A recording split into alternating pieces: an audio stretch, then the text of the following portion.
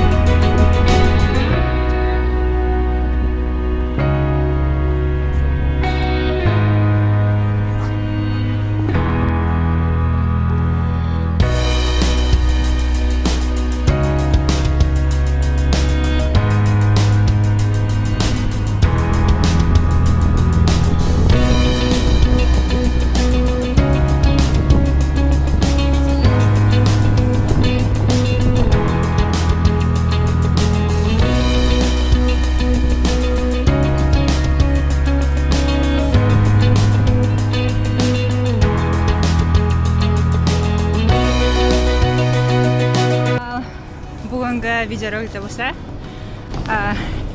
негізі кешегі Сакракеоға барымыз ба.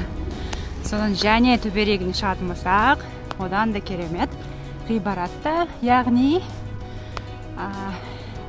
Монмарт деген зданияны қазір көреміз. Париждің ең шоқысынан деп айтуға болады. Осыншама пастіктен төбеге қарап жүрер, әжептәуір адам шаршап қалады, если честно.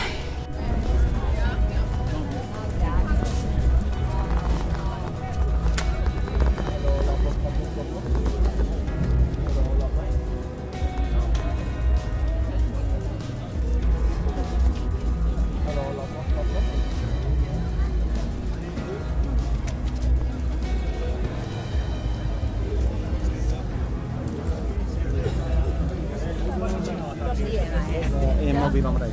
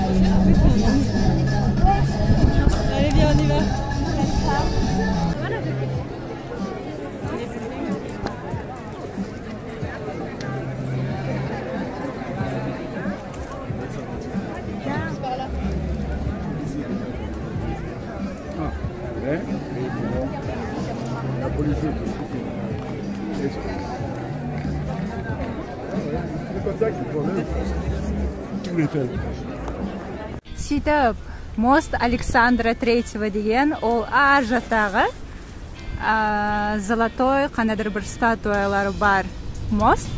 Сол Александр III-нің атымен қойылған екен. Мына жақта парк па, соған ұқсаған жер екен мынау. Қарап тұрғаныңыздай, жері аппақ. Песокқа ұқсайды, бірақ білмеймін, сәл-сәл андайсы да бар. Не дейді? Цементі сияқты. Жалпы көрініс бұл жерден мынандай иски. Өте әдемі деп ойлаймын. Мінекей. Пешком жүретін болсам, дәл осындай болар екен.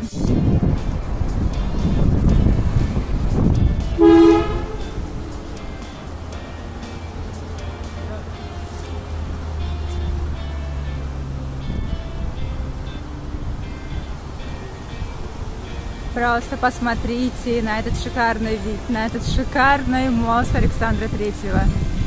Это просто я не могу. Не так ли?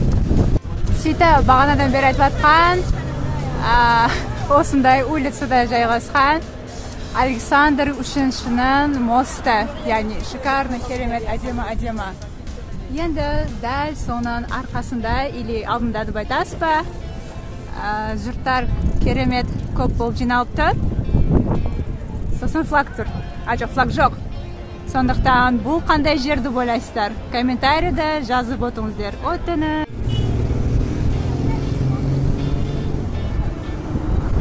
Мосттың дәл өзі, яғни жүретін жері.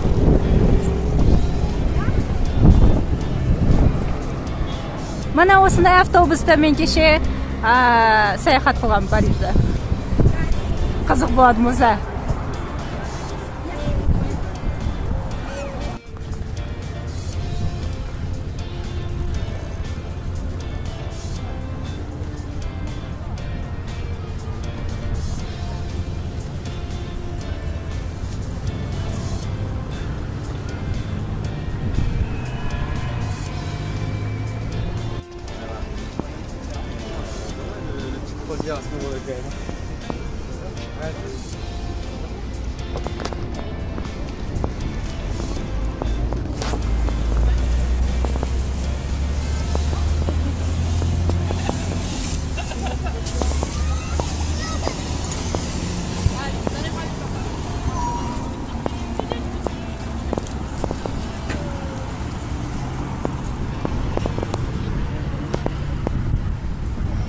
Байқаған болсаңыз, осы уақытқа дейін туристер арасында жүрмін.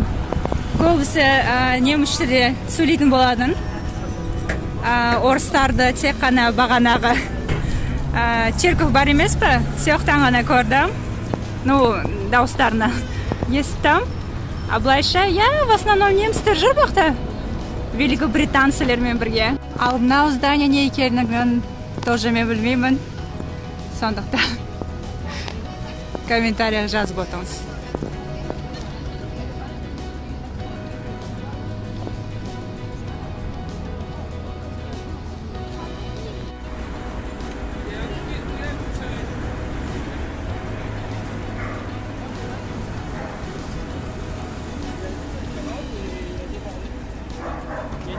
Et voilà, Louis Vuitton'un новый офисы.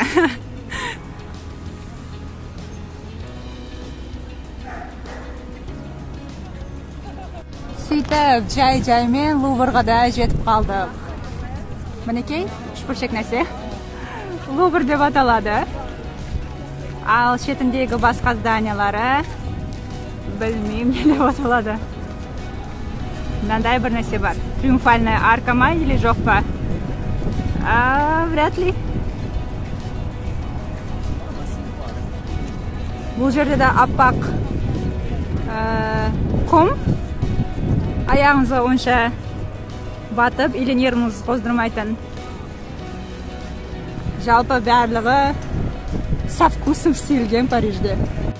Сөйтіп, Луврдан ары қарай жүретін болсақ, осындай бір газоны бар, керемет.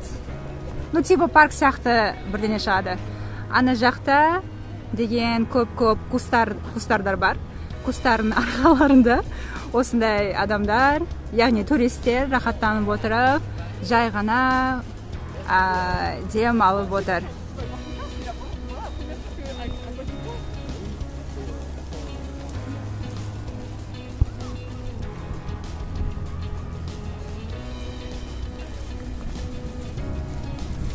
Сондықтан Луврдан шығып болғаннан кейін не істеймін деген ойым болмайды. Просто былай ары қарай чуть-чуть жүрсеңіз, жұртпен бірге газон үстінде отырып демалуға болады.